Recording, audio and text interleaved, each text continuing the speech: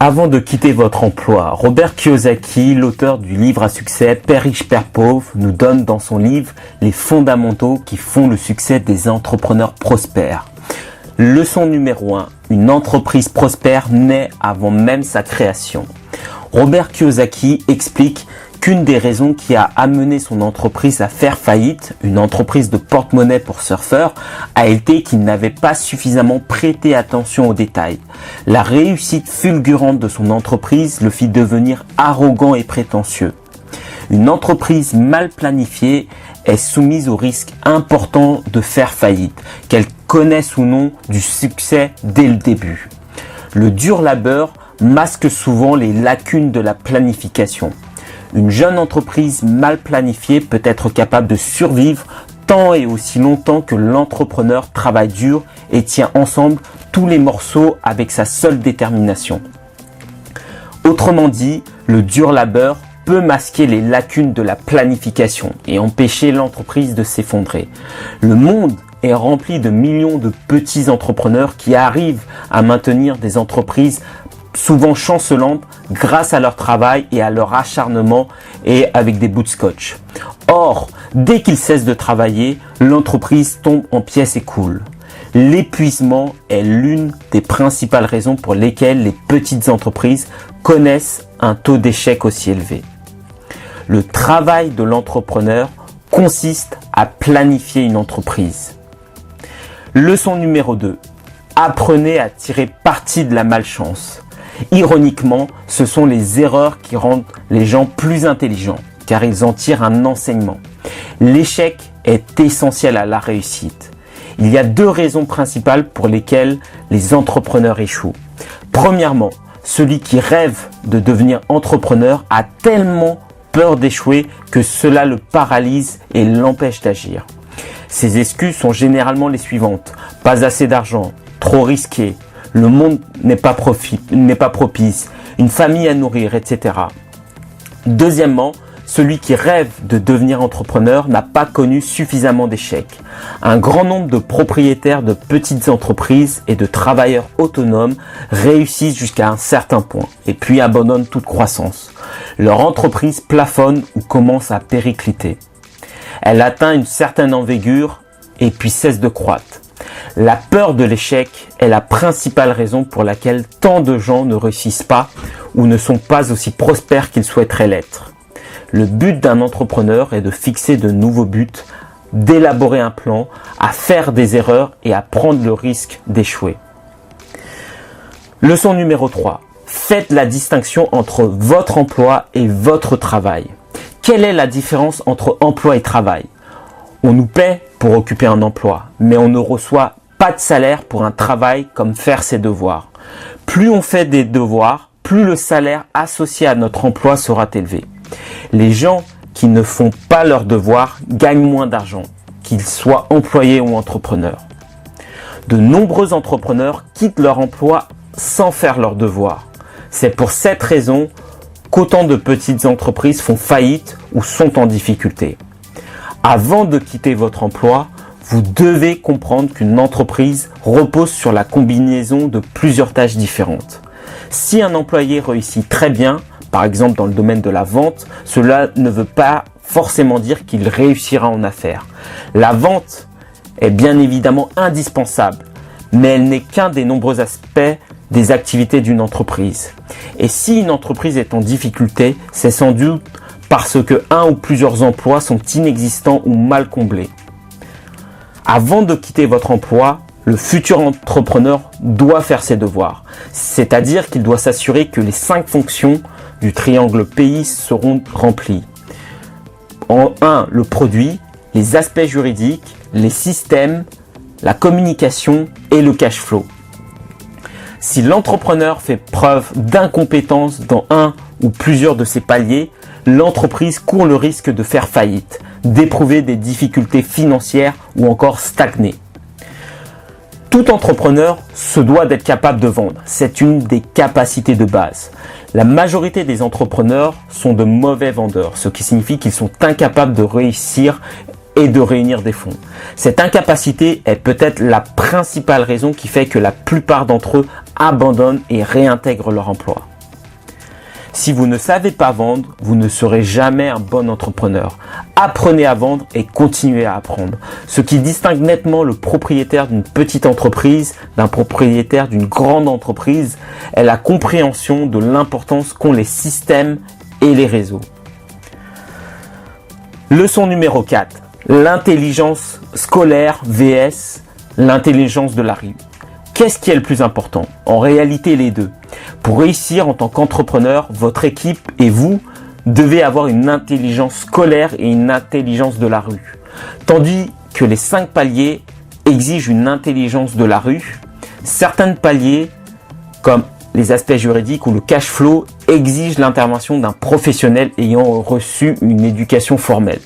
Certains travailleurs autonomes ne réussissent pas aussi bien qu'ils le pourraient car ils estiment devoir maîtriser toutes les fonctions de l'entreprise. Intelligents, ils sont souvent capables d'y arriver à un certain degré, mais ne sont jamais capables de vraiment y exceller dans toutes les parties. Si vous voulez réussir, vous devez exceller et ensuite rassembler autour de vous une équipe de spécialistes qui rempliront toutes les autres fonctions que vous ne maîtrisez pas. Avant de quitter votre emploi, sachez que vous devez d'abord vous développer vous-même. Si vous faites tous les efforts nécessaires pour devenir un bon entrepreneur, il sera plus facile pour vous de trouver des gens compétents pour composer votre équipe. Si vous arrivez à rassembler une bonne équipe, vous réussirez plus facilement où que vous soyez. Leçon numéro 5. L'argent est roi. La majorité des gens se fixent des objectifs, ce qui est bien. Mais le plus important n'est pas tant le but, mais le processus que nous suivons. C'est pourquoi le processus est plus important que le but. Le processus entrepreneurial est donc, à mon sens, le meilleur processus qu'on puisse adopter pour s'enrichir. Car c'est également un processus éducatif qui permet d'accéder à une grande prospérité si on a le cœur, l'esprit et l'endurance nécessaires. Un entrepreneur doit gagner de l'argent. Le palier du cash flow du triangle pays est le reflet de sa réussite. Un entrepreneur est rémunéré en fonction de ses résultats. Ces résultats sont souvent exprimés en termes de bénéfices nets. Leçon numéro 6. Pourquoi le fait de faire ce que l'on aime ne suffit pas? Très souvent, j'entends des gens dire « je fais ce que j'aime » et aussi « fais ce que tu aimes et l'argent suivra ». Bien qu'il s'agisse effectivement d'un bon conseil, il n'est pas des plus judicieux. Le problème le plus flagrant vient de l'utilisation du mot « je ». La véritable mission d'un individu, d'un entrepreneur, ne se résume pas à ce qu'il aime. Elle n'a rien à voir avec lui-même. Ce n'est pas travailler pour soi-même. Avant de quitter votre emploi, rappelez-vous que votre mission commence dans votre cœur et dans votre âme. Qu'elle transparaît dans les gestes que vous posez au quotidien et non uniquement dans les paroles que vous prononcez. Notre cœur et notre expérience nous ont appris que si l'on donne la priorité à nos partenaires, à notre mission, les récompenses financières suivent. Plus on sert de gens, plus on devient riche. Leçon numéro 7. La portée de la mission détermine le produit. Notre tâche ne consiste pas uniquement à gagner de l'argent, mais aussi à rendre ce monde meilleur. Plus on sert de gens, plus on devient efficace. Il est très difficile de gagner beaucoup d'argent ou de servir beaucoup de gens en se contentant simplement de travailler dur. Si vous voulez servir beaucoup de gens ou gagner beaucoup d'argent, vous devez probablement à un moment donné vous retirer de la scène. En gros, que votre business puisse travailler sans vous, sans que vous ayez à intervenir à chaque instant. J'ai notamment écrit plusieurs articles dans le blog Des mentors pour entreprendre que je vous invite également à lire. Une mission reliée à la résolution d'un problème ou la satisfaction d'un besoin, jumelée au désir de servir le plus de gens possible, est à la base des entreprises les plus florissantes. Si vous vous consacrez à l'accomplissement d'une mission qui vise à résoudre un problème ou à répondre à un besoin, l'argent suivra. Leçon numéro 8. Créer une entreprise qui offrira un produit ou un service unique. Quel est le rôle du chef d'entreprise? Les tâches les plus importantes d'un chef d'entreprise sont définir clairement la mission et les buts et la vision de l'entreprise, trouver des collaborateurs compétents et constituer une équipe, consolider l'entreprise de l'intérieur, assurer l'expansion de l'entreprise, améliorer les résultats, investir dans les recherches et le développement, investir dans les biens corporels et être socialement responsable. Bien que leur intention soit souvent louable, un bon nombre de ces gens au grand cœur n'arrivent pas à accomplir leur mission. Cela est dû au fait qu'ils n'ont justement qu'une mission et rien d'autre. Le rôle du dirigeant d'entreprise est d'assurer la croissance de l'entreprise et de servir le plus de gens possible. S'il ne se montre pas à la hauteur, son entreprise stagnera et pourra même régresser. Révisez votre mission et les composantes de votre triangle pays. Examinez chaque composante en vous demandant comment votre entreprise peut exceller ou se démarquer de la concurrence. Pensez ensuite à la façon dont vous pourrez multiplier cet avantage concurrentiel afin d'assurer la croissance de votre entreprise. Leçon numéro 9. Les prix les plus bas ne sont pas forcément le meilleur. Le prix le plus bas n'est pas forcément le meilleur et le prix le plus bas n'attire que les clients radins. Le prix de votre produit doit satisfaire les besoins, mais également les désirs et l'ego de votre client. Nombreux sont ceux parmi nous qui aiment dire qu'on a payé très cher un produit que peu de gens peuvent ou pourront s'offrir. L'ego joue un rôle dans tous les niveaux de l'échelle des prix.